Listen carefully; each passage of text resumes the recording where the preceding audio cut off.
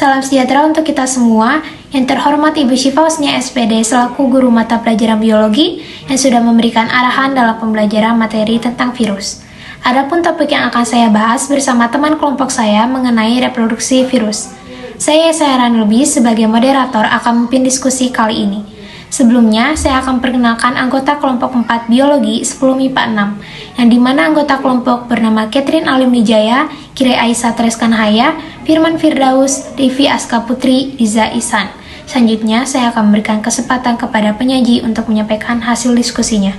Definisi umum virus. Virus merupakan organisme parasit yang mana ia membutuhkan inang untuk bertahan hidup. Virus harus menemukan inang untuk berproduksi, termasuk melalui sel tubuh manusia. Virus berkembang biak dengan cara replikasi atau perbanyakan diri di dalam sel inang. Untuk replikasi, virus hanya memerlukan asam nukleat.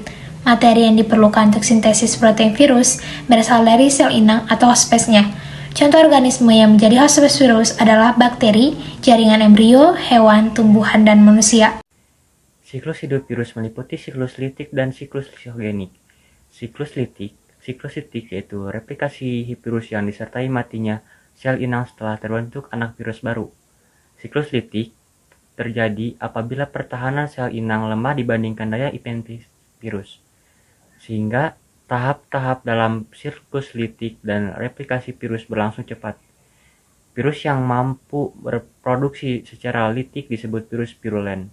Pada siklus litik, sel inang akan pecah dan mati setelah terbentuk anak virus baru, yaitu virion.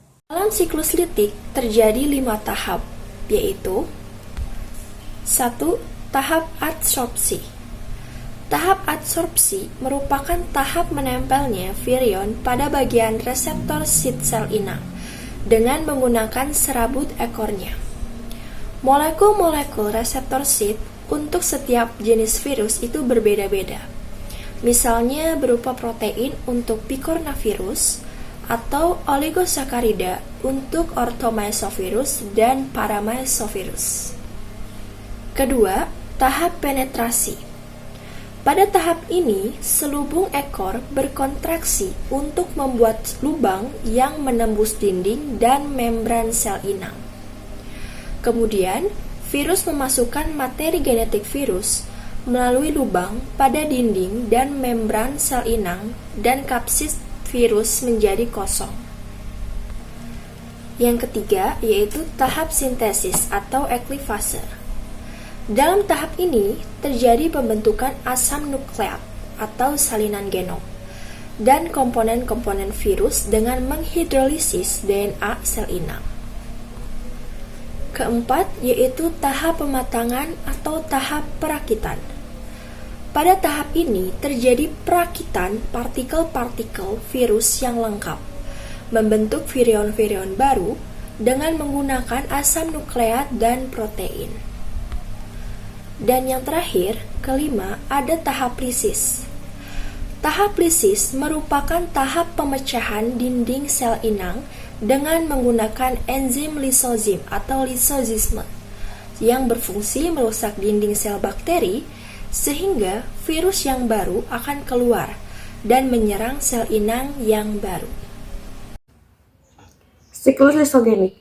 Siklus lisogenik merupakan mekanisme replikasi virus melalui penyisipan materi genetik virus pada materi genetik inang. Jadi, siklus lisogenik tidak melibatkan proses penghancuran atau kematian sel inang. Pada siklus ini, DNA dari virus akan bergabung dengan DNA sel bakteri membentuk profag. Kemudian, saat sel bakteri yang mengandung profag membelah diri untuk bereproduksi, profag juga ikut digandakan. Sehingga, secara tidak langsung terjadi perbanyakan materi genetik virus. Contoh virus yang melakukan siklus lisogenik diantaranya adalah Bacteriophage lambda atau phage lambda.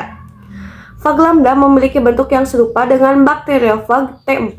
Namun, serabut ekor phage lambda lebih pendek. Replikasi virus secara lisogenik terdiri atas tahap absorpsi, tahap penetrasi, tahap integrasi, dan tahap multiplikasi sel inang. Tahap absorpsi dan penetrasi mekanismenya sama dengan yang terjadi pada siklus litik. Sedangkan untuk tahap integrasi dan multiplikasi sel inang itu tentu berbeda. Tahap integrasi disebut juga sebagai tahap penggabungan. Setelah melalui tahap penetrasi, DNA virus yang telah diinjeksikan ke dalam sel bakteri akan diintegrasikan atau digabungkan pada bagian tertentu dari materi genetik sel bakteri sehingga terbentuk profag. Selama dalam kondisi profag, materi genetik virus akan dipertahankan dorman atau diam seperti tidak akan diterjemahkan sehingga sel inang tidak akan sadar kalau materi genetiknya telah disisipi materi genetik virus. Tahap multiplikasi sel inang selanjutnya yaitu tahap multiplikasi sel bakteri melalui pembelahan sel. Jadi, sel bakteri akan menggunakan materi genetiknya melalui pembelahan sel. Hari ini menguntungkan bagi virus sebab dengan proses ini materi genetik virus akan ikut tergandakan. Akibatnya, setiap sel anak yang dihasilkan dari pembelahan bakteri juga mengandung frog atau dengan kata lain terinfeksi juga oleh virus frog lambda. Dalam kondisi tertentu, sel inang yang mengandung frog ini dapat melemah akibat berbagai faktor.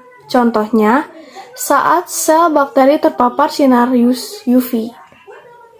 Maka, virus frog lambda akan terlepas dari materi genetik bakteri dan akan memasuki siklus litik yang menyebabkan lisis pada sel bakteri.